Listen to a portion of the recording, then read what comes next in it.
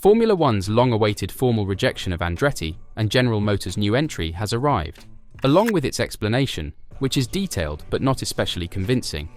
And Andretti has responded to it as well. Could they be out to take revenge on F1? Andretti has always had a significant struggle in passing the F1 obstacle, even getting FIA clearance in late 2023, because the commercial rights holder and current teams are reluctant to welcome an 11th team. And now we know it's failed, at least for now.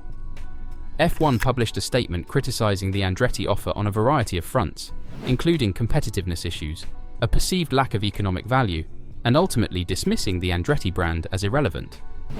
Doubts regarding Andretti's prospective competitiveness appear to be a stretch, especially given that Andretti demonstrating its capacity to establish a competitive team was a vital component of obtaining FIA license. It is also reasonable to ask if it is the commercial rights holder's responsibility to assess a team's competitive possibilities. F1 has sought to explicitly link competitiveness to the value that a new team would provide.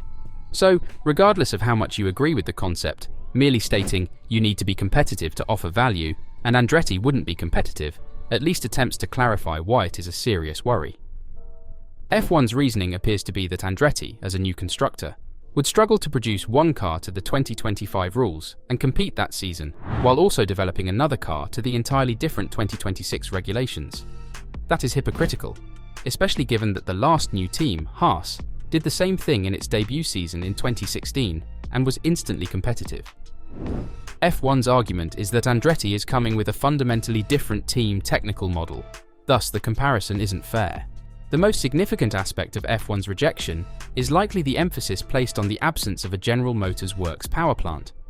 However, not all of the reasons included within are necessarily valid.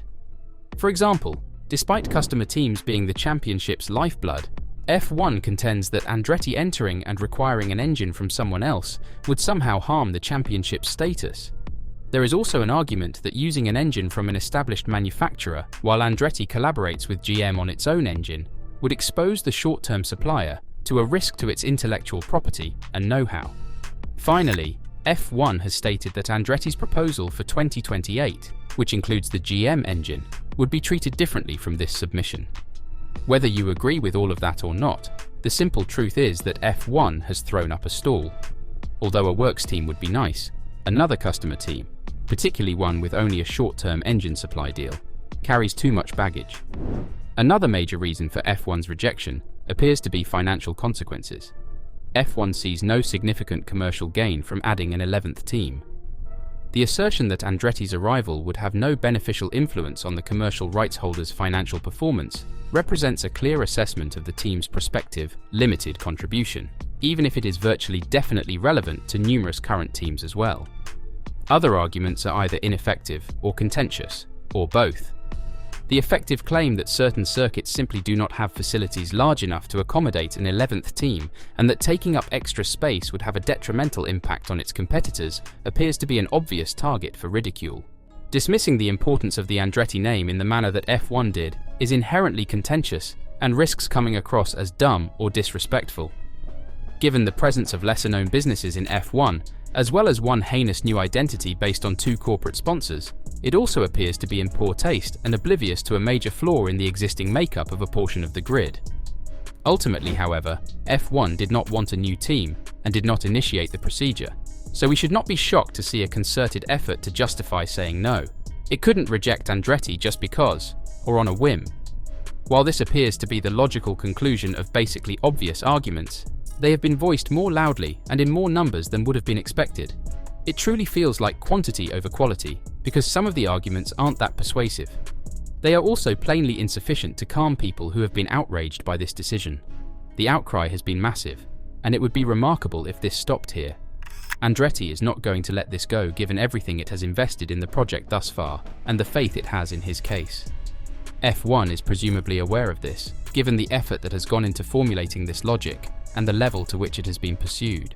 However, what was most surprising about the manner the judgment was made public was how extensive F1's answer was in describing the issues at hand, possibly fully knowing that anything less may result in legal action if the grounds were not strong enough. FOM's letter went into great depth, outlining how there was written contact between Andretti and FOM in October as well as an invitation for a face-to-face meeting at FOM's London headquarters on December 12, 2023. The applicant did not take us up on this offer, F1 added. The complete statement lists 3 significant elements that it feels worked against Andretti's green light. The new 2026 regulations demand a twofold challenge. FOM considered that, given the competitiveness of the F1 grid, attempting to provide great performances within the logistical complexity of the 2025-2026 shift was nearly impossible. We do not believe that there is a basis for any new applicant to be admitted in 2025, given that this would involve a novice entrant building 2 completely different cars in its first 2 years of existence, F1 stated in a statement. The fact that the applicant proposes to do so gives us reason to question their understanding of the scope of the challenge involved.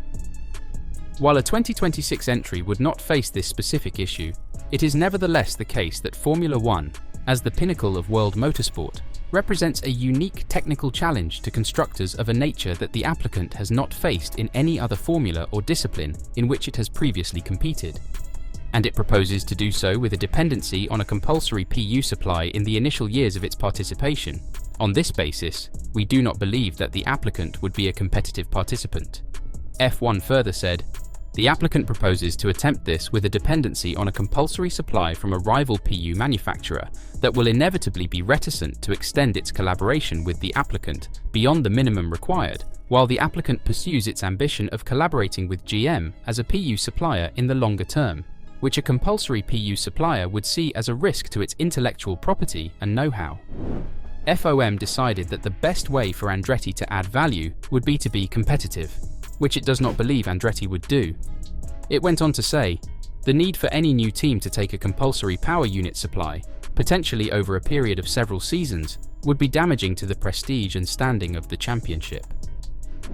And while Andretti's name is well known in motor racing circles, FOM proposed that F1 would bring value to the Andretti brand rather than the other way around.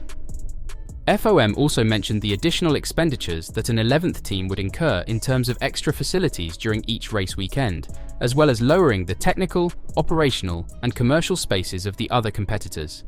In a sharply worded statement, FOM stated, "We were not able to identify any material expected positive effect on CRH financial results as a key indicator of the pure commercial value of the championship." F1's statement made it clear that Andretti's door is firmly shut until it can produce a package that includes a works engine and a more competitive proposal, which will take many years. The Andretti team swiftly reacted to this outcome, and 1978 world champion Mario Andretti, father of team owner Michael Andretti, stated he was devastated by the revelation, and the team has now made an official statement in response to events. Andretti Cadillac has reviewed the information Formula One Management Limited has shared and strongly disagree with its contents, they stated in a statement. Andretti and Cadillac are 2 successful global motorsports organizations committed to placing a genuine American works team in F1, competing alongside the world's best. We are proud of the significant progress we have already made on developing a highly competitive car and power unit with an experienced team behind it, and our work continues at pace. Andretti Cadillac would also like to acknowledge and thank the fans who have expressed their support. So, what now for Andretti? The only viable option seems to be to try and join the grid in 2028, when FOM are allowing and expecting them again. But there seems to be another option available for the team, one that FOM might not expect. That option would be to buy the Haas team, and although Gene Haas has stated he is not looking to sell, if Andretti were to come with a bid high enough, surely Haas would sell. And this could be the way Andretti takes revenge on FOM's decision in the short term.